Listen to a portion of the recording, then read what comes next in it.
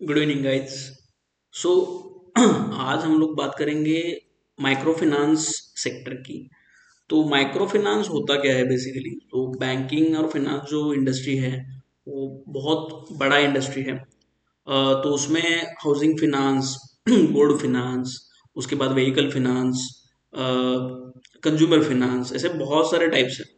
ठीक है, बैंक्स है, बैंक्स में भी स्मॉल फाइनेंस बैंक, नॉर्मल आपके पेमेंट बैंक्स जो है, ठीक है, large banks, private banks, PSUs, ये सारे टाइप्स है। तो उसमें एनबीएफसी में नॉन बैंकिंग फाइनेंशियल कंपनी जो है उसमें हम लोग आज देखेंगे माइक्रो फाइनेंस क्या है। तो माइक्रो फाइनेंस बेसिकली होता क्या है? सो माइक्रो फाइनेंस मतलब छोटे मोटे लोन जो दिए दिए जाते हैं। सो अनसिक्योर्ड लोन्स है, जैसे पानी पूरी वाला या फिर वड़ा पाव का गाड़ी जो लगाता है या फिर स्ट्रीट वेंडर है, ठीक है, छोटा बिजनेसमैन है, उसको जो लोन्स हम लोग देते हैं। Micro finance loans are small collateral free loans provided to low income individuals, small business owners, and entrepreneurs who typically lack access to traditional banking services. So primary goal is to promote financial inclusion, self sufficiency, poverty reduction. तो जो कि ये collateral free मतलब unsecured, इनमें कोई security नहीं होती। ठीक है, इसका इंटरेस्ट रेट जो होता है, ये जो यील्ड होता है वो काफी ज्यादा होता है, मतलब इंटरेस्ट ज्यादा चार्ज होता है, 20%, 18%, ऐसा 18-20% इंटरेस्ट देना पड़ता है इस पे एनुअली। तो ये जो हमारा सेक्टर था माइक्रो फाइनेंस का, तो इसका पिछले 1.5 साल से ना टाइम बहुत खराब चल रहा था। तो नॉन परफॉर्मिंग एसेट्स बढ़ रहे थे, एनपीए बढ़ रहे थे, कंपनियां लॉस पोस्ट कर रही थी। ठीक है, बट अभी पिछले 2 क्वार्टर से, मतलब 5-6 महीने से ऐसा लग रहा है कि इम्प्रूवमेंट होने लगी है। ठीक है, तो इसीलिए लेकिन अभी भी ये सेक्टर क्या है, सारे स्टॉक इसके भागे नहीं है। ठीक है, और कोई भी स्टॉक इसका ऑल टाइम हाई के नजदीक नहीं है। काफी स्टॉक इसके बॉटम पे है। तो इनमें से 3 बढ़िया जो कंपनियां लगती है, पहली तो सैटिन क्रेडिट केयर, उसके बाद क्रेडिट एक्सिस ग्रामीण। क्रेडिट एक्सिस ग्रामीण एनबीएफसी माइक्रो फाइनेंस का लीडर है, लीडर ऑफ द सेक्टर है। और तीसरी अच्छी कंपनी जो मुझे लगती है वो अरमान फाइनेंशियल्स। ठीक है, तो बाय द वे ये कोई स्टॉक रिकमेंडेशन नहीं है, ये जस्ट फॉर एजुकेशनल पर्पज मैं आपको बता रहा हूँ, तो आपका खुद का रिसर्च आप जरूर करिएगा। ठीक है, इसको स्टॉक रिकमेंडेशन मत समझिएगा। ठीक है, और एक इम्पॉर्टेंट बात यहाँ पर बताने की रहती है कि कोई भी स्टॉक में आपको, आप टोटल जो इक्विटी में पैसा लगा रहे हैं, अगर डायरेक्ट स्टॉक इन्वेस्टिंग कर रहे हैं, तो उसका कोई भी स्टॉक में आप इनिशियली अगर बिगिनर है तो 2 या 3% से ज़्यादा नहीं लगाना चाहिए। क्योंकि इनिशियली आप अगर ज़्यादा रिस्क लेंगे और स्टॉक कोई न्यूज़ आ गया या फिर अच्छा नहीं होगा, तो पूरा नुकसान हो सकता है। इसलिए पहले ज़्यादा स्टॉक रखनी चाहिए और कम पैसा लगाना चाहिए। ठीक है, अगर आप लगा रहे हैं तो, और आपको जानकारी नहीं है तो बेटर है कि आप म्यूचुअल फंड के थ्रू ही इन्वेस्ट करें। Anyhow, we will get back to our topic. तो इसमें से पहली जो कंपनी है सैटिन क्रेडिट केयर, तो उनका थोड़ा सा हम लोग क्या देखते हैं कि परफॉर्मेंस देखते हैं। इनका रिजल्ट अभी आया, तो मार्केट कैपिटलाइजेशन देखिए, छोटी कंपनी है, 2,000 करोड़ भी नहीं है। अभी बैंकिंग या एनबीएफसी सेक्टर जो होता है उसमें प्राइस अर्निंग रेशो हम लोग नहीं देखते हैं। हम उसमें देखते हैं प्राइस टू बुक रेशो। और उसका लॉजिक क्या है कि उसमें प्राइस अर्निंग देखने की जरूरत नहीं है, सिंपल चीज है बैंकिंग में। कि जैसे आप अगर सेविंग मतलब एफडी में अगर पैसा रखोगे तो 6% का इंटरेस्ट आएगा, राइट? तो इसमें बैंकिंग या एनबीएफसी में हम लोग देखते हैं कि बुक वैल्यू कितना है शेयर का। बुक वैल्यू ऑफ शेयर मतलब क्या? इक्विटी होल्डर्स का फंड, मतलब टोटल असेट्स माइनस लायबिलिटीज, मतलब ही आपका इक्विटी जिसको बोलते हैं, मतलब share capital plus reserve surplus. ये जो टर्म है, मतलब इक्विटी होल्डर्स का fund divided by number of shares.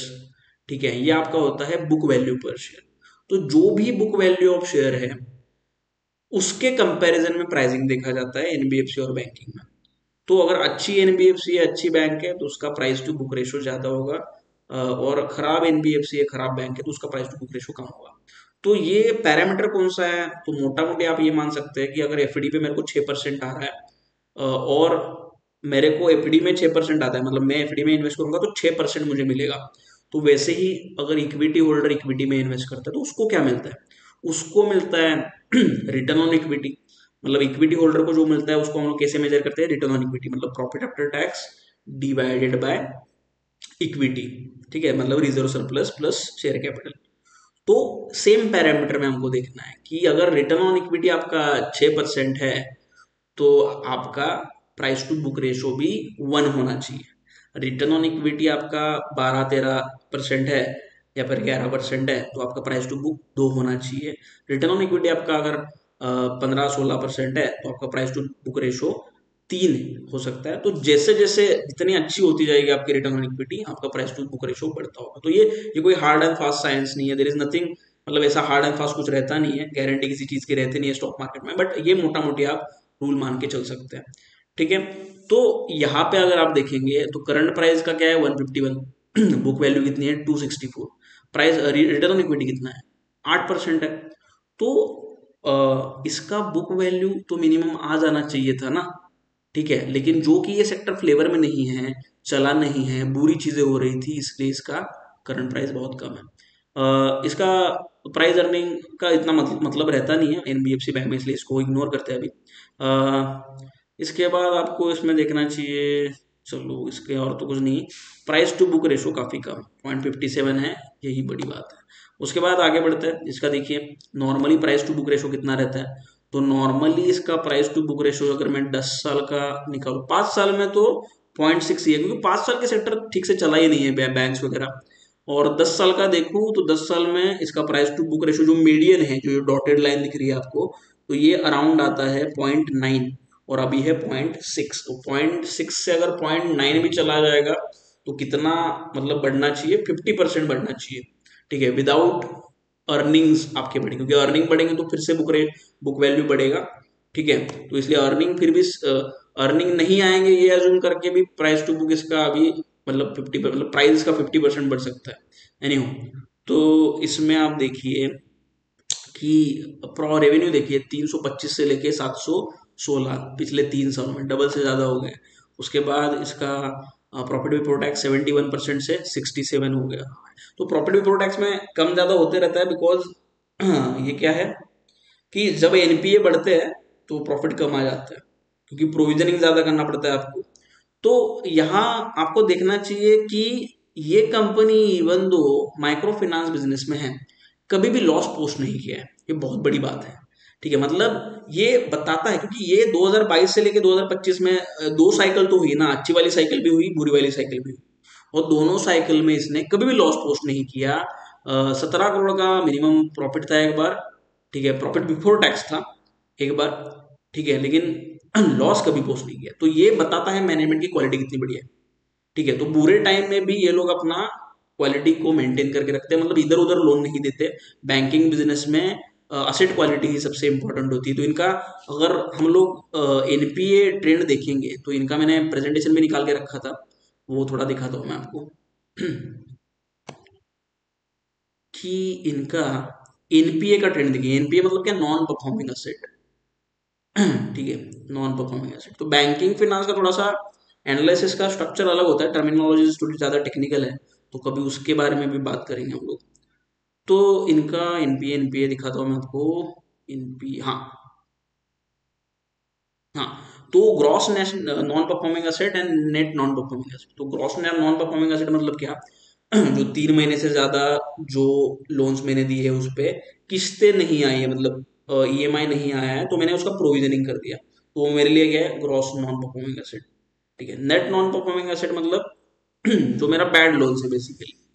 तो ग्रॉस नॉन परफॉर्मिंग एसेट देखिए 8% था 2022 में, वो कम होके 3.3 हुआ, 2.5 हुआ, 3.7 हुआ, और अभी H1 FY26, अभी FY26 चल रहा है, 25-26 को हम लोग बोलते हैं FY26।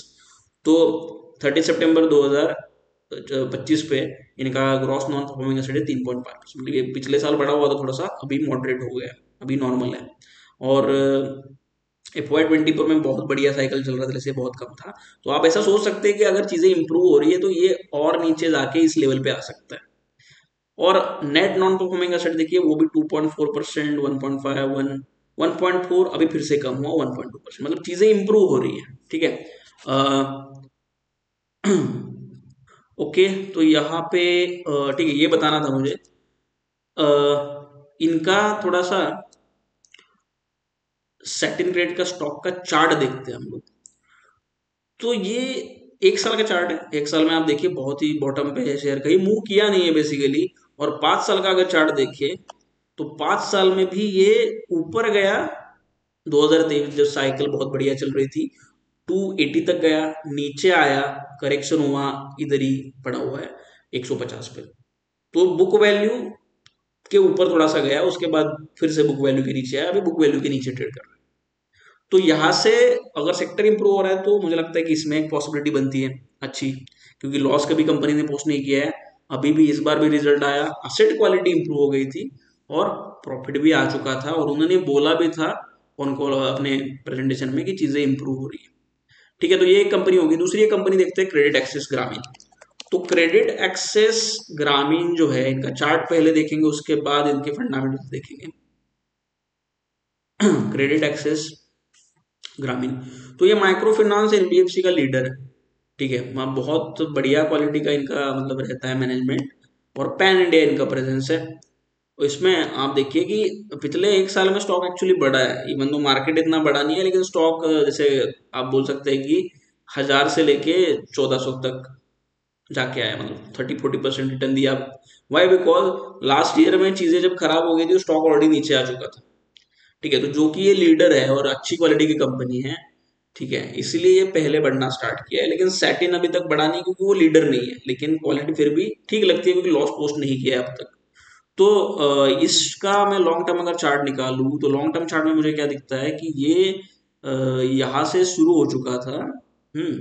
और काफी पुरानी मतलब कंपनी लगती है, तो यहाँ से अच्छा ज़्यादा पुरानी नहीं, 2018 से अगर चार्ट में देखूं तो ऊपर नीचे करते करते यहाँ का इसने हाई बनाया।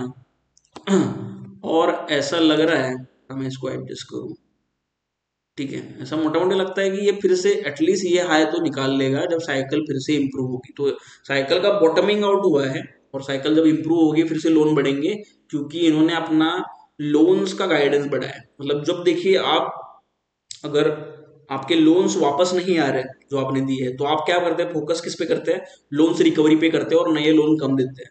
तो ये सारे जो माइक्रो फाइनेंस एनबीएफसी थे वो पिछले लास्ट साल में लोन कम दे रहे थे और रिकवरी पे ज्यादा फोकस कर रहे थे। और अभी ये लोग बोल रहे हैं कि लोन अभी जो रिकवर होने लगे, एसेट क्वालिटी इंप्रूव होने लगी है, तो हम लोग थोड़ा सा लोन देंगे ज्यादा। ठीक है, इसलिए और गार्ड रेल्स भी थे। यस, जो माइक्रो फाइनेंस इंडस्ट्री में गार्ड रेल्स भी काफी थे। ठीक है, गार्ड रेल्स मतलब क्या कि प्रॉब्लम ये हो चुका था कि जो मतलब जिसने लोन लिया है उसने ऑलरेडी काफी सारे बाकी लोन्स भी लिए, तो एक आदमी के ऊपर ज्यादा लोन्स थे, ये प्रॉब्लम था, इसलिए डाउन साइकिल शुरू हो चुका था एक्चुअली। तो आरबीआई ने गार्ड रेल्स लगाया। गार्ड रेल्स में जगह मतलब क्या कि जिसको ऑलरेडी लोन दिए है उसको फिर से लोन नहीं देना है। ठीक है, तो ये सारे कंपनीज ने क्या किया, धीरे धीरे करके ऐसे लोगों को लोन कम कर दिया और डुप्लीकेट लोन कम होने लगे। तो ये प्रॉब्लम सॉर्ट आउट अभी हो रहा है। ठीक है, तो यहाँ पे एक आर्टिकल भी आया था, मैं आपको दिखाने चाह रहा था कि माइक्रो फाइनेंस इंडस्ट्री में कैसे चीजें इंप्रूव हो रही है। ठीक है, तो माइक्रो फाइनेंस स्ट्रेस इजेस लोन्स में पिकअप इन FY26 साधन। तो FY25 saw 30% decline in loan amounts to ₹13.99 crore and a 14% drop in loan outstanding। मतलब पूरा लोन बुक सारा सेक्टर का कम हुआ है because of tight liquidity. Liquidity crunch हो गया, आरबीआई ने मना कर दिया था बैंकों को, माइक्रो फाइनेंस इंस्टीट्यूशन को लोन देने के लिए, टाइटर रेगुलेशन एंड कॉशियस लेंडिंग। तो अभी ये लोग बोल रहे हैं कि ये इम्प्रूव होगा। ठीक है, कि ये जो गार्ड रेल्स थे, the most widely discussed issue contributing to wide stress is the over leveraging of credit driven by increase borrower exposure and higher number of lenders. तो एक आदमी ने ज्यादा लोन लिए है। Sensing this the industry lenders and self regulatory organisations had come up with additional guard rails. मतलब जो RBI ने दिए थे उसके एडिशन में इन्होंने खुद पे और गार्ड रेल्स लगा लिए, खुद पे और ज्यादा सावधानी बरती। These restrictions have brought controls in lending. These guardrails, along with the restriction on lending put by lenders to MFI, मतलब बैंकों ने MFI पे जो restriction रखे थे, were also the reason for negative growth in the sector. However, due to overall situation experienced in last 1.5 years, the lenders have limited the exposure. This has further brought a challenge in the form of liquidity stress. The situation is expected to improve in the current financial year, considering that 91% are loans or 91% loans are being utilized for income generation purposes. ठीक है, तो way forward involve strong emphasis on requirement, मतलब चीजें improve होंगी, मतलब वो जो चीज जो गलती की है वो फिर से नहीं करनी है। ठीक है, कोविड में भी इसका एक डाउनटर्न आया था, उसके बाद 2023 में फिर इंप्रूवमेंट आया, फिर डाउनटर्न आया, अभी फिर इंप्रूवमेंट आ सकता है। तो any getting back to this Satin credit chart, तो इसका अगर आप देखें तो ऑल टाइम हाई तो रीच नहीं हुआ है अभी। ठीक है, लेकिन हमेशा ये नया ऑल टाइम हाई बनाता है। 2020 के बाद गिरा था, फिर से ऑल टाइम हाई बनाया, मार्च 22 में नीचे आया, ऑल टाइम हाई बनाया, फिर से नीचे आया। ठीक है, और थोड़ा सा ऊपर गया, और अभी थोड़ा सा टाइम से ये ना कंसोलिडेट कर रहा है, बेसिकली कंसोलिडेट कर रहा है। और इसका थोड़ा सा ये देखेंगे हम लोग कि फंडामेंटल्स क्या है क्रेडिट एक्सिस ग्रामीण का। तो क्रेडिट एक्सिस ग्रामीण बड़ी कंपनी है, 21,000 करोड़ की कंपनी है। सैटिन क्रेडिट केयर खाली 1600 करोड़ की थी, मतलब इससे 15 गुना छोटी थी लगभग। तो करंट प्राइस का 1300 है, बुक वैल्यू इसका ज्यादा है। ठीक है, तो इवन दो आरओई थोड़ा सा आपको टेम्परली कम लगेगा, लॉन्ग टर्म अगर देखेंगे तो बेटर रहेगा आरओई। तो ये टेम्पररी एक लास्ट साल का रहता है आरओई। तो क्वालिटी अच्छी होने के कारण और लीडर होने के कारण इसका प्राइस टू बुक ज्यादा है। ठीक है, और प्राइस अर्निंग रेशियो देखने का मतलब नहीं बनता है यहाँ पे, क्योंकि पूरा टाइम चल रहा है और टाइम इंप्रूव होगा। तो प्राइस टू बुक 3 है, और नॉर्मली इसका अगर आप देखें तो प्राइस टू बुक इसका रहता है 3.5। लॉन्ग टर्म वाला ये जो डॉटेड लाइन देख रहे हैं आप, 3.5 रहता है, अभी भी 3 पे है। ठीक है, मतलब अभी भी इंप्रूवमेंट की गुंजाइश है, और जब सेक्टर बढ़िया करता है तो ये 4.5 5 तक चला जाता है। तो हमेशा क्वालिटी को ज्यादा प्राइस टू बुक मिलता है, जिससे क्वालिटी स्टॉक्स को कंज्यूमर सेक्टर में ज्यादा प्राइस अर्निंग मिलता है। तो एनी हो, सितंबर का रिजल्ट आया, सितंबर का रिजल्ट में इनका रेवेन्यू बढ़ा है, 1508 करोड़ हुआ है, और इनका नेट प्रॉफिट बढ़ा तो नहीं है। ठीक है, लेकिन इनका एसेट क्वालिटी इनका भी इंप्रूव हुआ है। ठीक है, तो मैं आपको इसका प्रेजेंटेशन खोल के नहीं दिखाऊंगा क्योंकि टाइम लग जाएगा, वीडियो लंबा खिंच जाएगा। लेकिन ये एक बढ़िया कंपनी है, तो मार्केट लीडर है। तो इसलिए अगर ये सेक्टर में एक पिन पॉइंट करना कि कौन सा स्टॉक चलेगा बढ़िया, ये मुश्किल है, लेकिन सेक्टर बॉटम में है और वैल्यूएशंस कंफर्ट है। तो हम लोग ये जरूर सोच सकते हैं कि अगर मैं सैथिन क्रेडिट केयर, क्रेडिट एक्सिस ग्रामीण, और एक तीसरी कंपनी है जो कि अरमान अरमान फाइनेंशियल भी बहुत बढ़िया कंपनी है। ये बढ़िया है या बुरी है, ये कैसे डिसाइड करती है कि लास्ट जो साइकिल बुरा चल रहा था उसमें इन्होंने कैसे परफॉर्म किया था। तो इनका रिजल्ट तो अभी आया नहीं है, लेकिन इनका भी अगर मैं देखूं कि अभी जो प्राइस टू बुक चल रहा है, तो ये 2 के आसपास चल रहा है। और नॉर्मली इनका अच्छे टाइम में कितना चलता है, अच्छे टाइम में तो काफी 5-6 जाता है, और मीडियन जो है वो 4 है। ठीक है, और 10 साल में भी वैसा ही सिचुएशन है कि आपका 3 अराउंड 3 के आजू बाजू होता है जो 3.1 समथिंग होता है, प्राइस टू बुक 3.4। और अभी चल रहा है, तो मतलब अभी भी ये अंडर वैल्यूड है। इसका भी चार्ट अगर मैं आपको खोल के दिखाऊं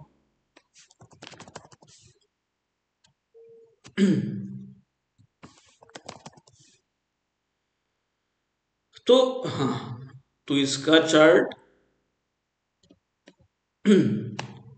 हाई मारा था इसने जनवरी 2024 में 2600 का, नीचे आया 1200 तक, या 200 डेमा पे सपोर्ट लिया, और अभी ये ट्रेड कर रहा है 1600 पे, मतलब काफी नीचे ऑल टाइम हाई से। तो इसमें भी अगर ऑल टाइम हाई भी मारेगा तो कितना जा सकता है, तो लगभग और 60% जा सकता है।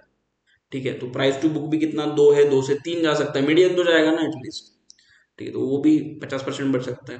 तो इसमें चार्ट पैटर्न ऐसा अभी तक नहीं है, लेकिन जो फंडामेंटल प्योर फंडामेंटल बेसिस पे हमको समझ जाना चाहिए कि चीजें इंप्रूव हो रही है, और बन रहे हैं चार्ट पैटर्न, मतलब बेस फॉर्मेशन होके चार्ट पैटर्न बन रहे हैं। अभी देखिए यहाँ पे कप एंड हैंडल पैटर्न बनने की प्रोसेस में है।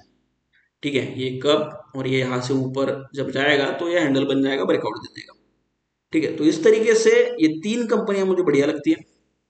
तो मैं अगर लूंगा, मेरे को अगर ऐसे मैंने बोला था कि 2 या 3% से ज्यादा नहीं डालना चाहिए पोर्टफोलियो का किसी एक स्टॉक में, तो अगर 3% में माइक्रो फाइनेंस में इन्वेस्ट करता हूँ, मैं उसको एक शेयर समझूंगा और 3 कंपनी में वो 3% डिस्ट्रीब्यूट कर दूंगा। ठीक है, तो कम लगता होगा आपको, लेकिन इनिशियली वैसा ही करना चाहिए। ये कोई मतलब मेरे कहने पे खरीदना नहीं है, स्टडी करना है, मैंने बस आपका मेरे लर्निंग्स आपको मैंने बता दिए। तो कमेंट सेक्शन में ज़रूर लिखिए कि आपको कैसा लगा वीडियो। ठीक है। और 2-3 दिन में हम लोग नए वीडियो के साथ मिलेंगे आपसे। ठीक है, और कोई नई चीज़ डिस्कस करेंगे। So I hope you like video. Thank you.